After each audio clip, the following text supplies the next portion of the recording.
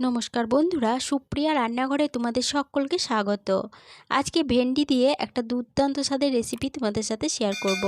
গরম ভাত অথবা রুটি যে কোনো কিছুর সাথে এই ভেন্ডি রেসিপিটা খুব চটজলদি বানিয়ে খেতে পারো, খেতে অসাধারণ হয়। আর রেসিপিটা বানানোর পদ্ধতি খুব সহজ। তাহলে চলো বন্ধুরা, দেখে নেওয়া যাক আজকের রেসিপিটা কিভাবে বানানো হয়। ভেন্ডি দিয়ে রেসিপি বানানোর জন্য এখানে নিয়েছি 250 গ্রাম ভেন্ডি। ভেন্ডিগুলো বাজার থেকে কিনে আনার পরে প্রথমে জল দিয়ে খুব ভালোভাবে ধুয়ে নিয়ে তারপরে একটা শুকনো কাপড় দিয়ে ভেন্ডিগুলোকে ভালোভাবে মুছে নিয়েছি। এবার এই ভেন্ডিগুলো কেটে নেব।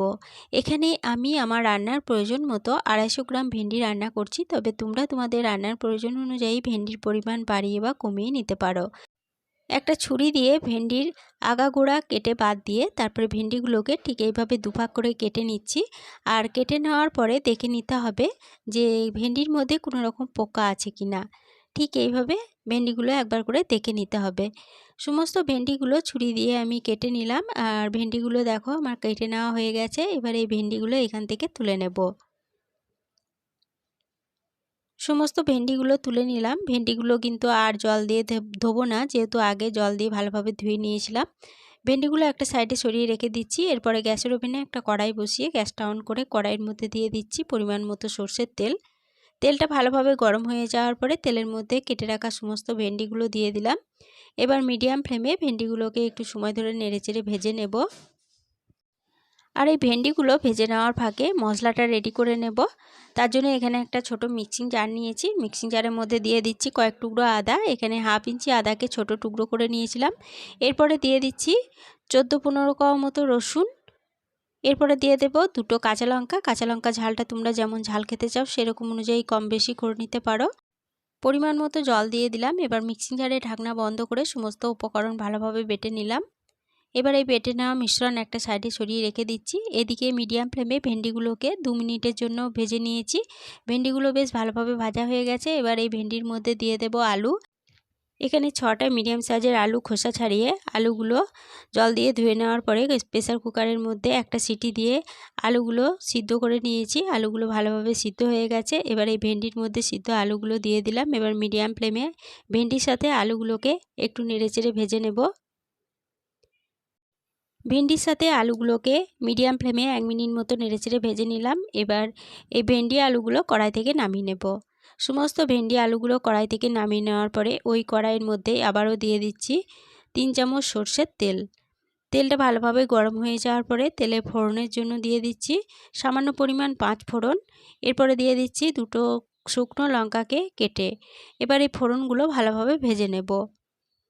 ফোড়নগুলো ভালোভাবে ভেজে নেওয়ার পর ফোড়ন থেকে যখন সুন্দর গন্ধ বেরোতে শুরু করে দিয়েছে তখন তেলের মধ্যে দিয়ে দিচ্ছি পেঁয়াজ কুচি। এখানে একটা বড় সাইজের পেঁয়াজকে ঠিক এইভাবে ছোট করে কুচি করে রেখেছিলাম, পেঁয়াজ কুচি দিয়ে দিলাম। এবার মিডিয়াম ফ্লেমে পেঁয়াজ কুচিগুলোকে একটু সময় ধরে নেড়েচেড়ে ভেজে নেব। মিডিয়াম ফ্লেমে পেঁয়াজগুলোকে বেশ কিছুক্ষণ সময় ধরে নেড়েচেড়ে ভেজে নিলাম। পেঁয়াজগুলো বেশ লালচে করে ভাজা হয়ে গেছে। এবার এর মধ্যে দিয়ে দিচ্ছি আদা রসুন ও কাঁচা লঙ্কার পেস্টটা।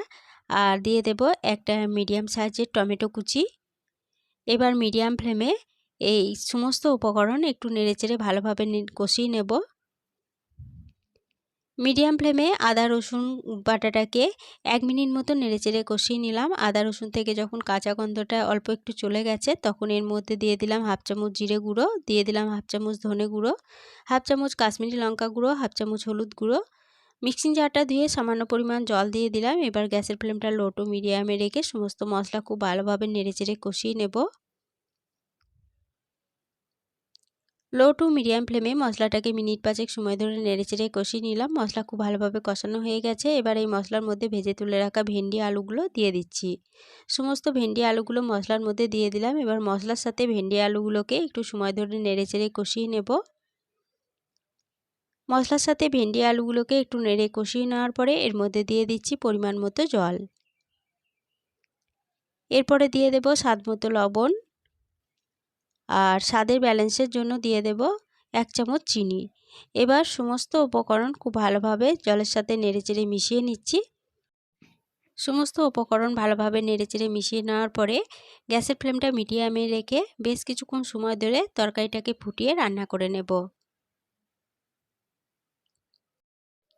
মিডিয়াম ফ্লেমে তরকারিটা 4 মিনিটের জন্য রান্না হতে দিয়েছিলাম। 4 মিনিট পর ফিরে এসে তরকারিটা ভালোভাবে নেড়েচেড়ে নিয়ে ভেন্ডিগুলো ভালোভাবে সিদ্ধ হয়েছে কিনা একটু চেক করে নিলাম। ভেন্ডিগুলো ভালোভাবে সিদ্ধ হয়ে গেছে। এবার এর মধ্যে দিয়ে দিচ্ছি সামান্য পরিমাণ গরম মশলার গুঁড়ো। গরম মশলার গুঁড়ো তরকারির সাথে ভালোভাবে নেড়ে মিশিয়ে নিয়ে গ্যাসের ফ্লেম বন্ধ করে দিয়ে তরকারিটা ঢাকা দিয়ে আরও 5 মিনিটের জন্য স্ট্যান্ডিং টাইমে রেখে দিয়েছিলাম। ভেন্ডি আলুর তরকারি পরিবেশনের জন্য একদম রেডি হয়ে গেছে। আজকের রেসিপি প্রথম থেকে শেষ অবধি দেখার জন্য তোমাদেরকে অসংখ্য ধন্যবাদ।